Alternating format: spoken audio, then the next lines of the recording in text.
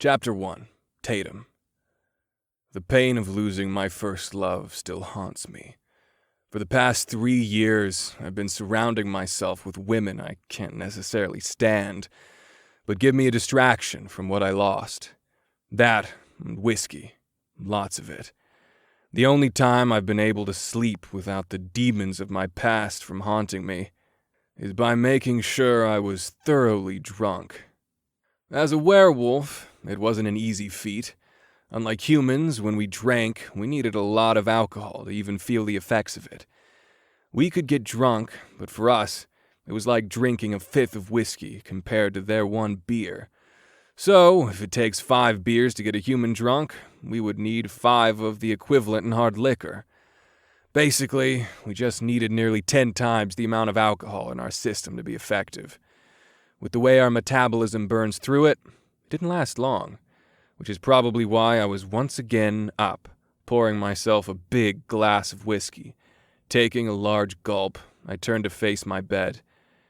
Chastity Summers, the biggest whore in the pack, was currently sprawled out on my bed, naked. As much as I liked looking at her body and taking what I needed of her to release my tension, I hated the idea of her sleeping in my bed. She knew the rules. She accepted the rules. Except right now, she was breaking at least 2 of my rules. No sleeping, and absolutely no staying over.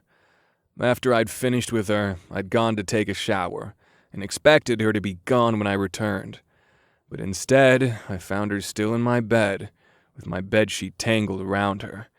If I wasn't so agitated with the fact she was still in my bed, I would probably have my way with her again and toss her out. Finishing the rest of the whiskey in my glass, I walked over to the bed and literally kicked her out of bed. She fell onto the hardwood floor with a thud. Ow! She yelled, then sat up and glared at me. What the hell was that for? Out, I told her simply, ignoring the way she had just talked to me. I don't know where she got off thinking she could just speak to me any way she deemed necessary. Every single woman I've brought into my bed has all been given the rules. Hell, they even signed a contract of a non-disclosure agreement. If they went around telling anyone what we did, they understood they would be kicked out of the pack. I hadn't always been like this, but when you lose the love of your life and your fated mate, it changes a person. I had no intentions of being tied to another she-wolf under any circumstances. Chastity was the only one who thought she was immune or something. At least with the others, they didn't complain or break any of my rules. If it wasn't for the fact that Chastity just happened to be the hottest female in the pack and a great lay, I probably would have terminated our agreement. But as much as she annoys me, she did the job better than any of the others. I just fell asleep. You don't need to be an ass about it. Jeez. She said. She gathered up her clothes and got dressed. You know the rules. You and your rules. You know, it isn't exactly a bad thing to break a rule every now and again. If I remember correctly, you used to be the biggest rule breaker in the pack. Things change. Out. Yeah. I'm going. With that, she left the room and shut the door just a bit too loud. Groaning, I went over to the dresser, poured myself another glass of whiskey. Not long after Chastity left, I heard a knock on the door. What? I snarled, thinking she was back for something. Oh, good. You are dressed. My mother said, poking her head in the door, then waltzing in like she owned the place. Now is not the time, Mother. No, now is the perfect time. I figured if we gave you a little more time, you would come around, but you haven't, so I have come to tell you that the elders have decided for you. After you sober up and get a bit of rest, you are going over to meet with the Alpha of Lunar Eclipse and his daughter. The elders are giving you 1 week to find a Luna, or they will force you to step down. Seriously, this was not the time to be throwing this on me. I had a hard time quelling my temper as I looked at her. I loved my mother, but I was no pushover either. I was getting tired of the elders making up the rules for me. So what if I didn't want another mate?